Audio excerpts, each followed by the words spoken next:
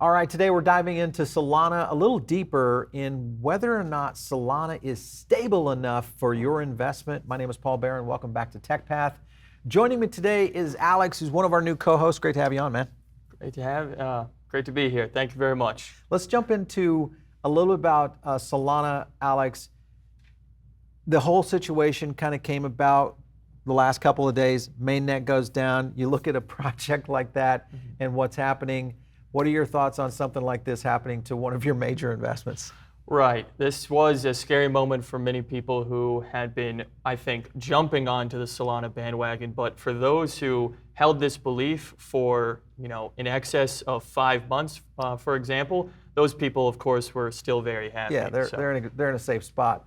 Solana's node operators coordinating a restart right here on the high-speed blockchain Tuesday in an attempt to basically bring the stuttering network back online. So it had a few node fallouts. The validator community, which is the nodes that are basically out there doing all the work for a decentralized blockchain, elected to coordinate a restart on the network. That's pretty interesting that they, through the community, said, hey, we need to do a restart here. Right. Unfortunately, it does at least call concerns of centralization at the exact same time due to the fact that they're now exposing the sheer ability of a small amount of people to instigate that actual change that they were interested in making. Yeah, that's a very good point, because when you look at some of these decentralized projects, the big thing that many of these projects tout is that whole idea that the project itself does not control what's happening. In fact, many cases there's voting rights that are elevated based on your activity on a node. There's a lot of different involvements as to whether or not you're even involved in a decision on the network. But you're right, to the point of a small group was able to essentially, as a consensus, come back and say, let's do a restart and get going. And to a particular echelon of investors, for example, institutional, seeing that a group could come in and fix issues is perhaps more familiar to them. Yeah. And the concept of Ethereum being completely out of the hands, or seemingly out of the hands of those that would like to improve it, does come off as a foreign concept to institutional players, but the shift is perhaps underway. Yeah, I think so. A source familiar with the matter told CoinDesk, this was the piece that we're covering here, that the outage impacts everything built on Solana, but the issue is the underlying layer one. And that was basically during what was a little bit of a resurgence in the token yesterday, or the day it happened. And we saw it because the token had dropped down to around the 150 mark, moved its way back to 170 almost overnight. Right. And then we saw this happen, and of course then it corrected again. Right.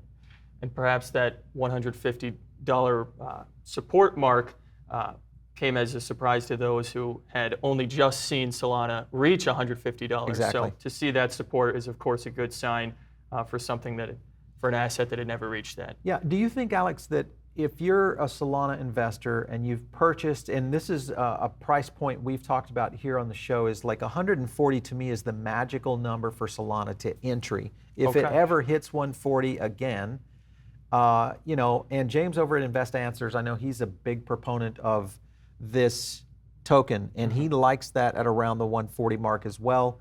If you were out there as a brand new user, you hadn't invested in Solana, would you take a bite at 140? Right. I'd have to say, with simply a sort of fundamental analysis approach, fears of sort of what follows a parabolic run-up, especially in the crypto world, especially with an altcoin's tie to Bitcoin, I'd be thinking, I don't know what a good entry is, but I know I'd like to see a correction. And if that means 50% down to 140 when we're closer to 220, that could be that point. But fundamentally, it's a trickier question, I think, than the technical analysis. Yeah, I was looking at the TVL on this. Until then, this was until the mainnet went down. Let me zoom in on that. Until then, the ecosystem with over 11 billion in total value locked. That's a big boy for a beta. For a beta. That's a big boy for a beta. All right, so when you look at things like this, and I know you are, full disclosure, I'm a Solana holder, and I'm riding these waves as well, kind of wondering where is Solana going. And just when you think something is going to crack open for Solana and we could see it really do a parabolic run up, especially on the heels of Alonzo launching and Purple rolling out with Cardano, because I kind of thought maybe Cardano would steal a little bit of their thunder. Had this not happened, I felt like maybe people would have exited a lot of their Cardano holdings and maybe looked at jumping into Solana. Now I'm not so sure. Not so sure. In fact, there's even an interesting mirrored occurrence with Cardano where upon the release of the contracts, we saw concerns that maybe they were not going to roll out as smoothly as people had expected. So, how interesting that we saw these rises for both of these assets only to be tempered by news that is essentially fatalistic. In Solana's case, and Cardano's, of course, I mean, people are trying to work their way through this mentally and go, oh, it's not nearly as bad as it sounds at the beginning. Yeah, and I think that's the key here is with Cardano, not that we're talking too much around what Charles is going with, but it slowed my anticipation of what, and I kind of anticipated what was going to happen on Cardano, buy the rumor, sell the news, which is what we kind of always talk about here on the channel. But the point being is that Cardano is going to be a long burn. It's going to be a few months before we start to really see its transaction speed come up, and also the partnership's going to come about. But Solana's further into their beta. Right, and the numbers do show it in terms of the inflows into the Solana ecosystem. We're beating that of any other chain. So clearly people were betting big on the Solana ecosystem, and they were, right. I mean, they were disappointed. I mean, I'm not sure how else to phrase that. Yeah, this story right here on which I thought was very interesting. JPMorgan, which still is not fully invested in Bitcoin and or in crypto as a whole, but they are issuing a stark warning over the price of Solana, Binance's BNB, and also Cardano as the Ethereum rivals. So basically, the JPMorgan is saying, wait a minute, some of our investors out there, I always look at this two-sided because they're trying to get investors to jump into other assets that transact within the portfolios they manage.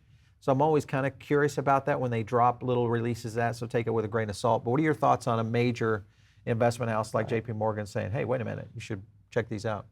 Right, this is JPMorgan from the ivory tower talking about things that some would like to claim in the crypto community that they don't understand. And perhaps I'd agree partially with that how do you explain to JPMorgan a crypto punk, which we know has been at least part of the instigator of this Ethereum run-up, showing that this ecosystem of NFTs is, if not here to stay, very much well, it is here to stay. Yeah, for sure. Rather. So how do you explain that to JPMorgan? In many cases, I think a lot of them are still in the learning game right now, at least from the administrative standpoint. Now, when you look at the teams that they're trying to build, the JPMorgans of the world and so on, they are hiring in the right way, in the sense of getting, people that are much more crypto savvy, much more blockchain savvy, and mainly bringing in a new talent set to kind of reposition against that. I think that can help some of these old guards, but I'm not sure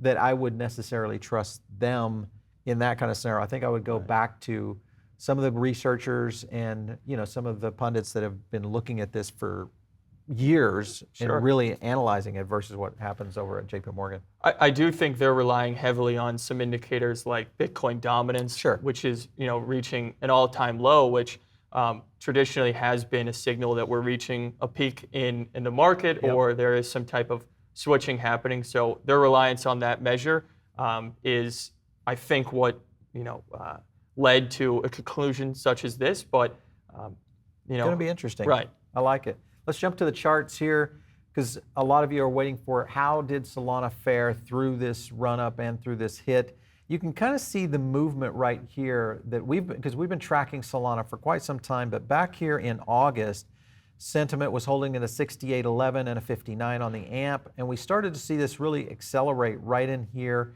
in this bubble, which was at the end of August 29th. We scored it again at a 72.10 and a 75.66. Now, a 75 amplification on any token is impressive, and it showed in what happened right after that where Solana ran up to basically its all-time high, which had hovered right at the $215 mark. We pulled another bubble here on the 8th of September and looked at this through the 10th, and this was basically where we saw Solana drop a little bit, especially in the amplification. I shouldn't say a little bit, that was a lot. So to your point, people got shook with this a little bit more. So there's a lot of skittish traders out there right now on Solana, and I think this sideways action in a downward trend is probably what we're going to see for a short period of time.